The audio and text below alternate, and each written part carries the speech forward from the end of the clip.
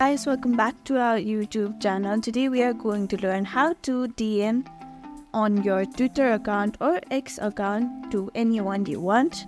Let's begin with the tutorial. Make sure your internet connection is stable.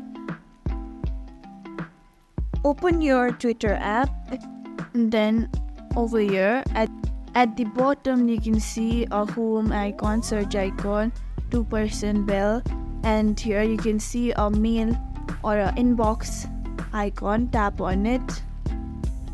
There you can see welcome to your inbox. Drop a line, share post, and more with private conversation between you and the other X. Then you can write a message. Whom do you want to text? Choose any of your friends. I'll choose this. You can also send voice message as well. Here you have the option.